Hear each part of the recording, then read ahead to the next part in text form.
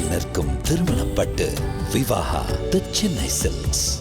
நடிகர் விஜய் தமிழக வெற்றி கழகம் அப்படின்னு தன்னுடைய கட்சியை ஆரம்பிச்சிட்டாரு.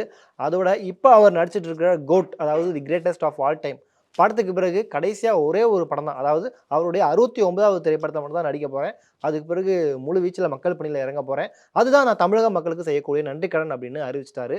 இந்த நிலையில் விஜய் அவர்களுடைய கடைசி திரைப்படம், அதாவது அவருடைய 69வது திரைப்படத்தை டைரக்ட் பண்ண போகிறது யார் அப்படிங்கிற ஒரு கேள்வி தான் கோலிவுட்ல இப்போ பரபரப்பாக சுற்றிட்டு இருக்கு. அந்த படம் கண்டிப்பாக ஒரு அரசியல் ரீதியான மக்கள் பிரச்சனை பேசக்கூடிய ஒரு முக்கியமான பொலிட்டிக்கல் சட்டையர் படமாக தான் இருக்கும் அப்படின்னு எதிர்பார்க்கப்படுது. ஸோ அந்த கடைசி திரைப்படத்தை எந்த இயக்குனர் இயக்க போறாரு அப்படிங்கிறத பற்றி தான் இப்போ இந்த வீடியோவில் நாம் பார்க்க போகிறோம். விஜய் அவர்களுடைய கடைசி படத்தை டைரக்ட் பண்ண போகிற இயக்குநர்கள் பேரில் வந்து 4 முக்கிய இயக்குநர்கள் பேர் அடிபடுது. அதில் ஃபர்ஸ்ட் நாம் கார்த்திக் சுப்ராஜ். ஏன்னா அவர் ஏற்கனவே விஜய்கிட்ட நிறைய தடவை கதை சொல்லியிருக்காராம். இறைவி படம் முடிஞ்சப்ப ஒரு தடவை, அதுக்கு பிறகு பேட்ட திரைப்படம் வெற்றி ஆனது பிறகு விஜய் அவர்களுக்கு வச்சு கதை சொல்லியிருக்காரு. அந்த கதை விஜய்க்கு பிடிச்ச போகும் தான் ரீசெண்டாக கூட லியோ படத்தினுடைய பூஜையில் கார்த்திக் சுப்ராஜ் கலந்துக்கிட்டாரு. ஸோ அடுத்த கூட்டணி இவர் தான் அப்படின்றத அன்அஃபிஷியலாக அந்த இடத்துல சொல்கிறதுக்காக தான் அவர் வந்துட்டாரு, கலந்துக்கிட்டாரு அப்படின்னு தகவல் வெளியாகிட்டு இருந்தது. ரீசெண்டாக கூட சன் பிக்சர்ஸ் தயாரிப்பில் அனிருத் இசையில் கார்த்திக் சுப்ராஜ் தான் இந்த படத்தை டைரக்ட் பண்ண போகிறாரு, அவருடைய 69வது படத்தை அப்படின்ட்டு நிறைய தகவல்கள்லாம் வெளியாகிட்டு இருந்தது. ஸோ கார்த்திக் சுப்ராஜ் விஜயோடைய 69வது கடைசி திரைப்படத்தை டைரக்ட் பண்ணுறதுக்கு அதிக வாய்ப்புகள் இருக்குது. இந்த பட்டியலில் அடுத்து இருக்கக்கூடிய இயக்குனர் யார் அப்படின்னு பார்த்தீங்கன்னா வெற்றிமாறன். பல வருடமாக எதிர்பார்த்த ஒரு கூட்டணி விஜய் வெற்றிமாறன், இவங்களுடைய காம்போ தான். வெற்றிமாறன் அவர்கள் விஜய் சந்தித்து கதை சொல்லியிருக்காரு, நிறைய பேட்டிகளில் சொல்லியிருக்காரு. ஆரம்ப காலகட்டத்தில் அவருக்கு நிறைய கதைகள் சொல்லியிருக்கேன் அப்படின்னு சொல்லியிருக்காரு. இப்போ இந்த கூட்டணி எதிர்பார்க்கப்படுது. அதுவும் குறிப்பாக இன்றைக்கி நம்ம இந்த வீடியோ நீங்கள் பார்த்துட்டு இருக்க இந்த நேரத்தில் சோஷியல் மீடியாவில் இவருடைய படத்தை வெற்றிமாறன் தான் டைரக்ட் பண்ண போகிறார் அப்படின்ற தகவல்கள் போயிட்டுருக்கு.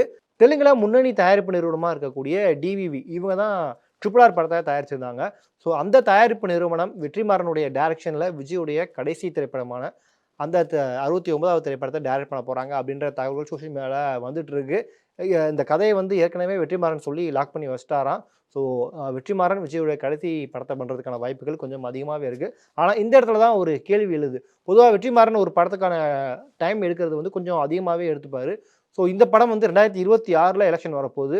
ஸோ இப்போ கோட் திரைப்படம் இந்த வருடம் சம்மர் ஒரு மே ஜூனில் இந்த படம் வந்தாலும் அதுக்கடுத்து 1 இயரில் வெற்றிமாறனால அந்த படத்தை முடிச்சிட முடியுமா, அதாவது 2025 சம்மருக்குள்ளே அந்த படத்தை முடிச்சு ரிலீஸ் பண்ணிட முடியுமா அப்படின்ற ஒரு கேள்வி வருது.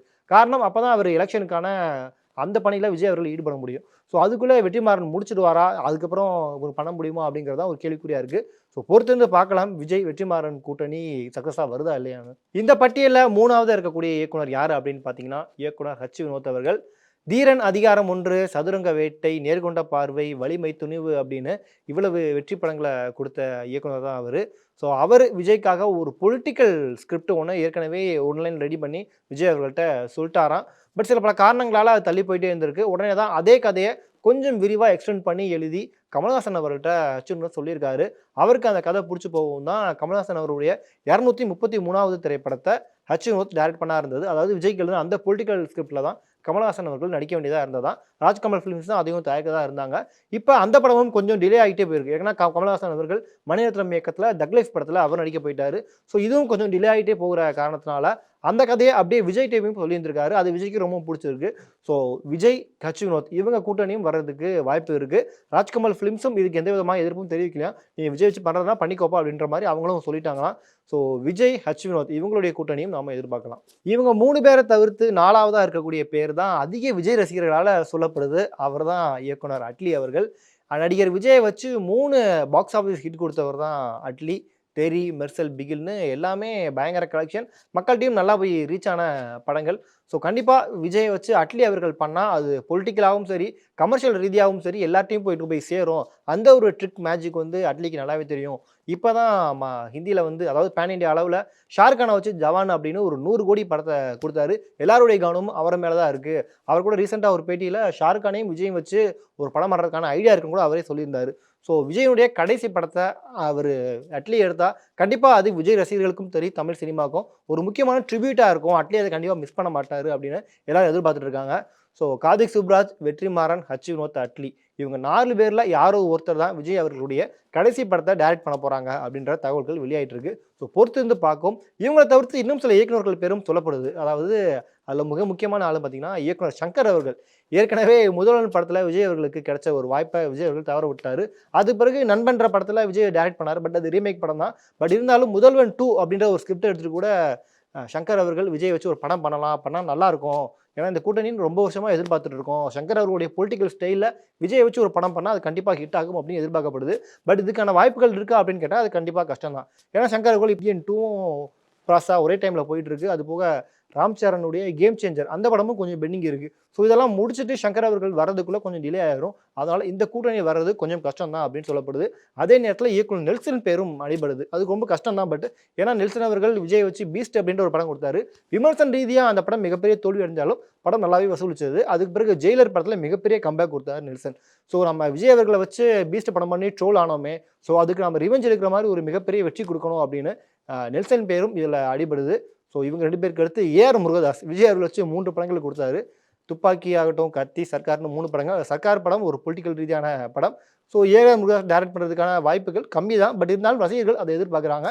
விஜய் அவர்களுடைய இந்த அறிக்கை வந்த உடனேயே அவருடைய கடைசி படத்தை யார் டைரக்ட் பண்ணால் நல்லா இருக்கணும் அப்படின்னு சோஷியல் மீடியாவில் பலரும் ஒப்பீனியன் கேட்கும்போது அதில் அதிகமான கருத்துக்கள், அதாவது வித்தியாசமாக எல்லாரையும் கவனிக்க வச்சது என்ன யாருடைய பேர் அப்படின்னு பார்த்தீங்கன்னா அவருடைய அப்பா எஸ்ஏசி.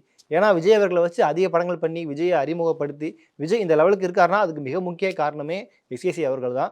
ஸோ விஜய் வச்சு ஆரம்பித்த அவரே விஜய் வச்சு ஃபினிஷ் பண்ணி ஒரு ட்ரிபியூட் கொடுத்தா நல்லாயிருக்கும் அப்படின்னு நிறைய கமெண்ட்ஸ் நம்ம சோஷியல் மீடியாவில் பார்க்க முடிஞ்சுது. காரணம் இவரும் பொலிட்டிக்கல் ரீதியான நிறைய படங்கள் எடுக்கக்கூடியவர்.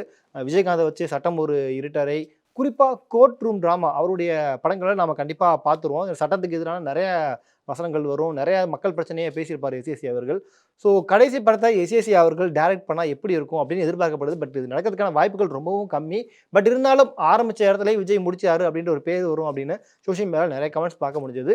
ஸோ இந்த வீடியோ பார்த்துருக்க நீங்கள் விஜய் அவர்களுடைய கடைசி திரைப்படமான தளபதி 69 படத்தை எந்த இயக்குனர் டைரக்ட் பண்ணால் நல்லா இருக்கும், கண்டிப்பாக இந்த இயக்குனர் தான் டைரக்ட் பண்ண போறாரு அப்படின்னு உங்களுடைய கெஸ்ஸிங்கை மறக்காமல் கீழே கமெண்ட் பண்ணுங்கள்.